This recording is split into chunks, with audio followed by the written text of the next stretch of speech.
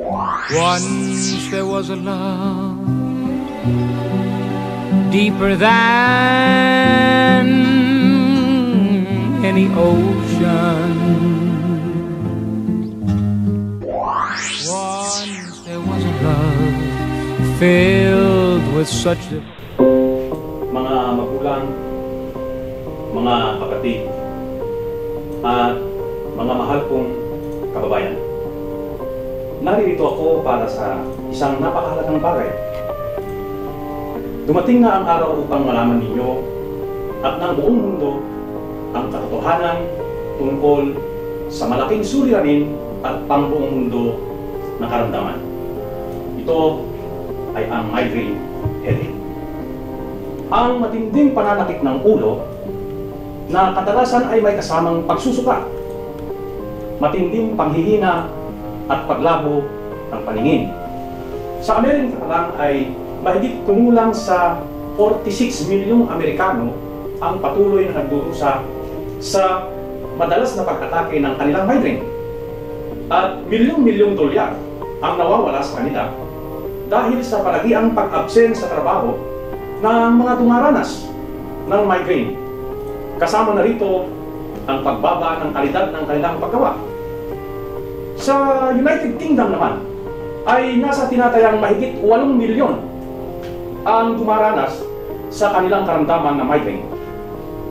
Lahat ng iba pang maraming mga bansa, kasama ang Pilipinas, ay patuloy ang pagdurusa ng milyong-milyong mga tao dahil sa malalang sakit ng migraine headache.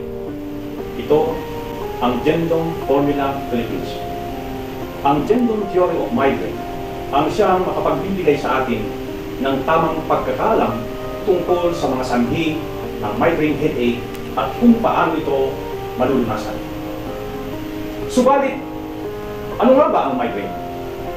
Ayon sa Jendong Theory of Migraine na akin din sinulat, ang migraine ay pangkalahatang pamamaga ng mga highly susceptible o masyadong sensitibong mga daluyan ng dugo o yung tinatawag na blood vessels at mga ugat o yung mga tinatawag na nerve ng mga migraine sufferers na nagdudulot ng matinding sakit ng ulo na kadalasan nga ay may kasamang pagsusuka, matinding panghihina, paglabo ng paningin, pagkasensitibo sa liwanag, mainitin ang ulo, at napakarami pang ibang sintomas. Ang malaimpyernong karamdamang ito ay inherited o namamana mula sa mga magulang. Bakit? At ano-ano ang sanhi ng migraine? Sa pagkakataong ito, ay nais kong itama ang pagkakaalam ng marami tungkol sa migraine. Migraine is not all in your head. Ang migraine ay hindi sa utak o sa ulo lang nagsisimula na gaya ng pagkakaalam ng mga eksperto, kundi pawang mga sintomas lamang ang nararamdaman sa utak o ulo, gaya ng extreme headache o extreme pain o matinding pananakit ng ulo tuwing umaatake ang migraine.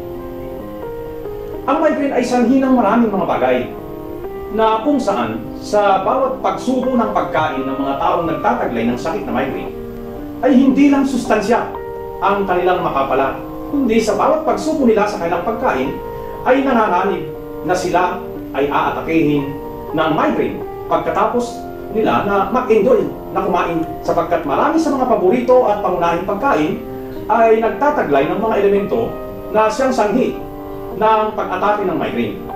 Pero teka muna, dito ay iisa-isahin kong sabihin at banggitin sa inyo ang mga elementong ito, pati ang mga pangunahing pagkain na nagtataglay ng mga elementong ito upang kayo ay lubos na ating matulungan.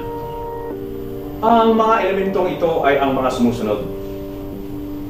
Una, casein o choline, na siyang taglay ng pangunahing inumin na gatas at iba pang mga produktong gawa sa gatas.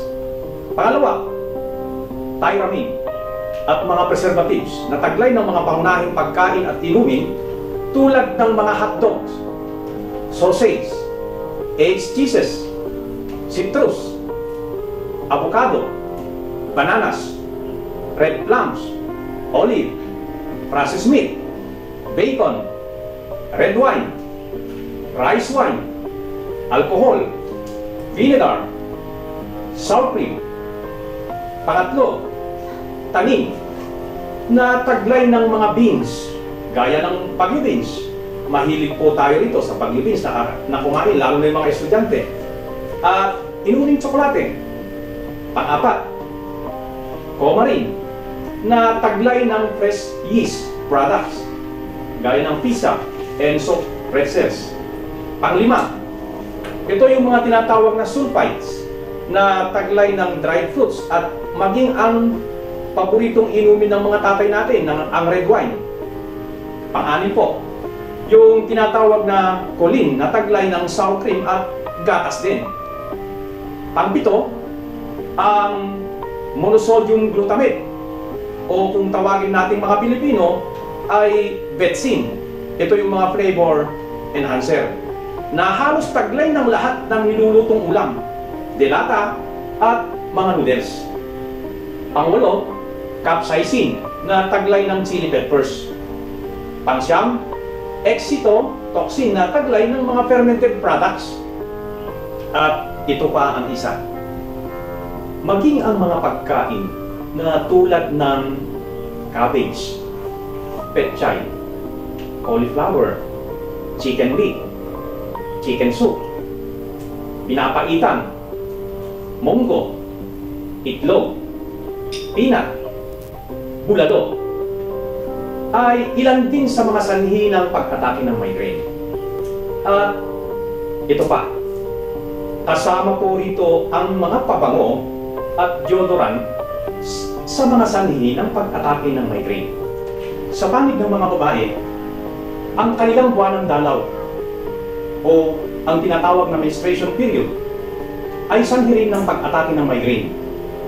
At isa pang katotohanan na maging ang mga pills para sa paghadlang sa pagbubuntis ng mga babae at iba pang iniinom na gamot ay sanhi rin ng pag-atake ng migraine ayon sa aking pag-aaral. Ngayon, kung inyong titingnan at iisipin, halos lahat na lang ng pagkain, inumin, at malalanghap ng mga taong may migraine ay panganib na anumang oras ay aatake ang kanilang migraine. Paano na ang pagtatrabaho? Ang iyong paghahanap buhay? Ang iyong pag-aaral? Ang mga pangarap ng iyong mga anak? Natuklasan ko na.